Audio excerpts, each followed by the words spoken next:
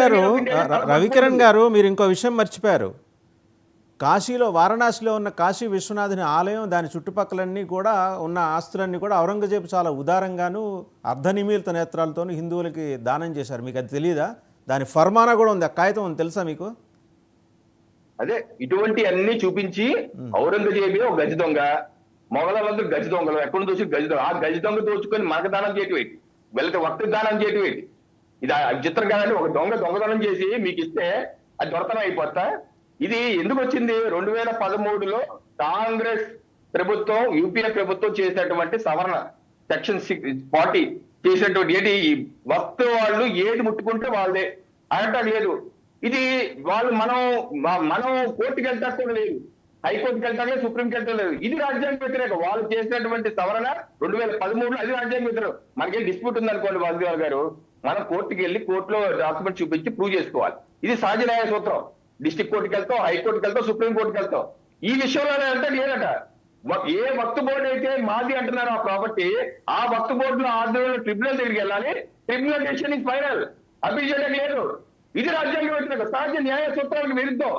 అందుకే ఈ రకంగా కబ్జాలు మొదలు పెట్టారు. ఇప్పుడు నేను అడుగుతున్నాను షర్మిల గారు కానీ మన అన్నగారు గారిని, మీరు మంచి ప్రాక్టీస్ చేస్తున్నటువంటి మంచి దికాస్తని క్రిస్టియన్ కదా, క్రిస్టియన్ సమస్యల మీద షర్మిలారెడ్డి గారు అయితే ముందు మాట్లాడతారు. మణిపూర్ అలా అయిపోతుంది, క్రిస్టియన్ గా అయిపోతుంది అంటారు కదా. నేను అడుగుతున్నాను, కేరళలో అనేక జిల్లాల్లో, మునంబం లాంటి ప్రాంతాల్లో శతాబ్దాలుగా ఉంటున్న క్రిస్టియన్ల యొక్క గ్రామాల్ని వక్త్ బోర్డు మాది మీరు ఖాళీ చేయండి అంటే గగ్గోలు పెడుతుంటే, షర్మిల గారు మీరు ఎప్పుడు వాళ్ళ ఆవేదన వెళ్ళలేదా అండి?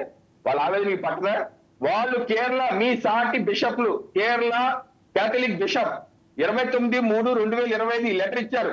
ఏది, ఈ వక్త్ సవరణ బిల్లు, మోడీ గారు చేసిన బిల్లు అన్ని రాజకీయ పక్షాలు సమర్థించవలసిందే.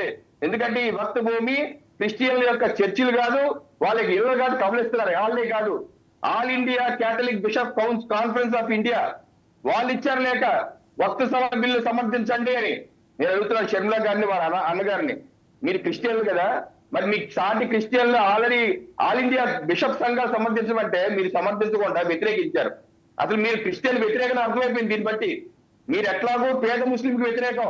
అలాగే మహిళల గురించి అడుగుతున్నాను. ఈ రోజు షర్మిలారెడ్డి గారు వారి నాన్న ముఖ్యమంత్రిగా అడ్డం పెట్టుకుని వారి అన్న వేళం పోగేసిన ఆస్తులు వాటా కోసం లీగల్ పోరాటం చేస్తున్నారు కదా, పోరాటం చేస్తారు కదా. మరి ఆ ముస్లిం మహిళలకి వాళ్ళ వారసత్వంగా ఆస్తులు రావాలా వద్దా? వాళ్ళ ఆస్తులకి హక్కు కల్పిస్తూ ఈ చట్టంలో ప్రొవిజన్ ఇచ్చారు. వాళ్ళకి ఆ యొక్క ముస్లిం మహిళ వితంతువులకి కూడా మీరు మీ షేర్ ఇచ్చిన తర్వాతే వక్త్ చేయాలన్నారు. వాళ్ళకి న్యాయం చేశారు. అలా సాటి మహిళలకు న్యాయం చేస్తే దాన్ని తప్పుపడుతున్నారు. అంటే మీరేమో అర్థం పెట్టుకుని సంపాదించిన ఆస్తి మాత్రం షేర్ కావాలి, వాళ్ళకి సహజంగా రాకూడదా? మీరు మహిళా వ్యతిరేకం, హిందూ వ్యతిరేకం, అన్నదమ్ములు ఇద్దరు హిందువులు వ్యతిరేకం, క్రైస్తవ వ్యతిరేకం. రైతుల విషయం, రైతులు ఏది విజయనగర్, కర్ణాటకలో విజయనగర్లో 15,000 ఎకరాలు, చిన్న చిత్తకే కాదండి, 15,000 ఎకరాలు మొత్తం వక్త్ భూమి అని చెప్పేసి కర్ణాటక వక్త్ బోర్డు ఇచ్చినటువంటి కర్ణాటక ప్రభుత్వం ఇచ్చిన నోటిఫికేషన్. దాంతో రైతులందరూ రోడ్డు మీదకి వచ్చి లబ్బో దీపో అన్నారు. మీరు యువజన శ్రామిక రైతు కాంగ్రెస్ పార్టీ అంటే కదా, రైతు వ్యతిరేకం. మీరు ఈ వక్త్ బదులు మీ వ్యతిరేకం ఓటేశారు. మీరు రైతు వ్యతిరేకం, ముస్లిం వ్యతిరేకం, పేద ముస్లిం వ్యతిరేకం, అలాగే క్రిస్టియన్, అలాగే దర్గాలు, హర్యానాలో దర్గాలు కూడా వాళ్ళే, గురుద్వారాలు, హర్యానాలో గురుద్వారాలు కూడా వాళ్ళే అన్నారు. మీరు సిక్కులు వ్యతిరేకం.